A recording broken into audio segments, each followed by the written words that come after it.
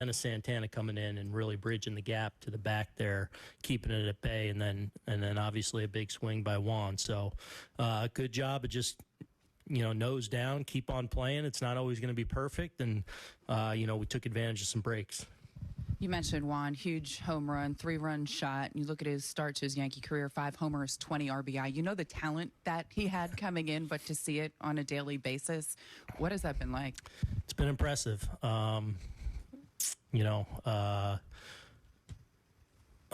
What he's doing between the lines is great, but love what he's doing behind the scenes and in the room and just connecting with our team and, the work and the pride he puts into all facets of the game. That's been the coolest thing to witness, but watching him go out there and perform between the lines has been special. And with Volpe, he got off to such a hot start. He's had a little bit of a slowdown here lately, but to break the 0 for 13 with that single there in the 7th inning, what was different about his approach, or what did he tweak to come through there? Yeah, he almost got a great push bunt he got the sack for it, but that open right side at bat before, I thought it was a great time for it, opportunity. And then, they bringing the infield in, he's able to get a piece of it enough to get it out over the infielders' heads, and just a big at bat there, obviously, to set up Juan. Susan. What was the argument there at the end when the trap ball or the infield fly rule? What was the... Yeah, so we had thought maybe he had called the infield fly, but he went up and called out because he thought Judge caught the ball, I believe. So we kind of saw it as he was going to call the infield fly. That was why we were telling Oswaldo to tag him. It's not a force play on that situation. So I was checking for 2 outs there possibly, but I think they got it right. I'm assuming Cash was arguing that you called them out. We didn't know. To the left, Chris. Now that you get to see him every day, is Juan an even better hitter than you imagine? It's April, and I imagined he was pretty great. And I've seen him in small snippets when we've had a chance to play him where he's been pretty great. He's off to a historic start to his career. So, I kind of went in with that context. He's been, the best thing for me is I obviously knew we were getting an amazing player, but I've really enjoyed the person and the teammate. Gary. When he's throwing the bat down and beating his chest, screaming towards the dugout, what's your reaction in that moment, and what's that do for the rest of the dugout? Yeah, I actually didn't see that because I was admiring where that ball was going. That's of the 5 homers, that's the first one that I think he's really, really stepped on. Like where's this going to land? So I was paying attention to that, so I didn't see all that. Rand. What are you thinking when Clay's going through that? He's had some tough moments, but he always seems to get out of it. Sometimes closers have seasons like that. What are your thoughts on what he's done so far? Yeah, I think he's been great. He's throwing the ball really well. He's got, he can get you out a couple ways. The sliders become a better and better pitch for him. He's always one pitch away because he's going to eventually put you on the ground. And I just think he's a more well-rounded, polished pitcher as we continue to go. So, he's off to a great start for us. And with Soto, the rep when he came in defensively, mediocre at best, and he seems to have played a lot better than that so far. He made another pretty good catch tonight. Yeah, he's made some really good plays, had a couple of big assists, obviously, out there as well.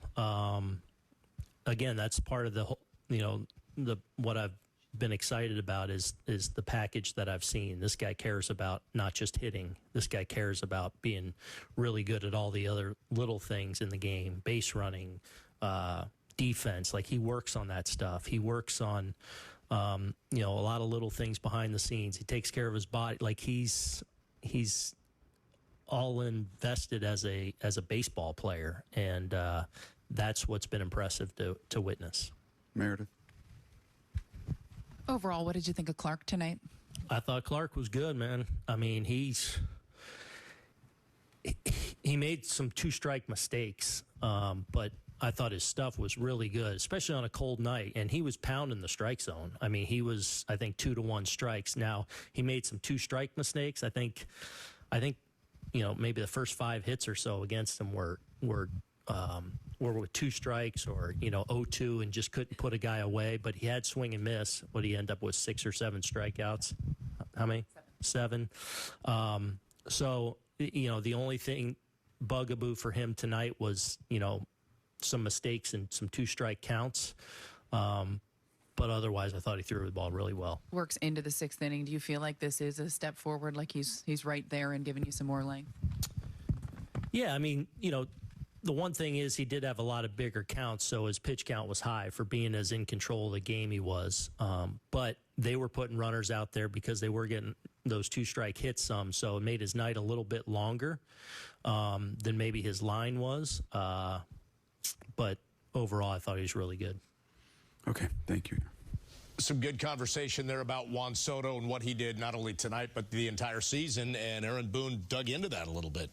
Yeah, he talked about Juan not only on the field. We can all see what he's done on the field, but we can't see how he is in the clubhouse with his teammates. But I can tell you, with being with the team for 6 games on the road, Juan Soto looks as comfortable as any player that I have ever seen being either traded to the New York Yankees or signing a big free agent deal with the New York Yankees. It just seems like, okay, I got traded to a new team. He gets along with all his teammates and his coaches, and the play out on the field, I think, is a result of how comfortable he is right now. Yeah, you never know what that dynamic is going to be when a new player joins a club, from one star to the next. Or is he going to get accepted, and is he going to be received in a way where he feels comfortable? I think all the signs, hearing Boone talk about the behind the scenes, we're seeing guys like Oswaldo really changing his approach, I think, because he's watching Juan Soto day in and day out, and you learn from the great players. If you're a younger player, I want to sit next to that great player and see if I can better my game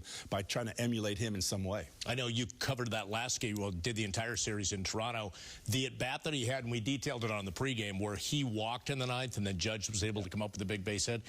Judge was struggling at that point. He could have said to himself, I need to be the man right here. He took the walk. I mean, that speaks volumes of not only where he's at in terms of his at-bats that you've broken down, but also trusting that teammate no matter where he's at to have the big hit. Yeah, I mentioned on the pregame show, every time I watch Juan Soto go to the plate, it's personal to him, right? He takes it so seriously that he's not going to expand out of the strike zone because of the situation. He's going to keep a calm heart rate, and if you make a mistake like he did in Toronto with the home run in the 8th inning and the walk in the 9th inning, he'll very easily say, I got guys behind me who are going to pick me up. If you throw a 1-0 fastball right down the middle at 92 miles an hour tonight, that's not going to get it done. He has a slow heartbeat. I love that the way you said that, because in those type of situations,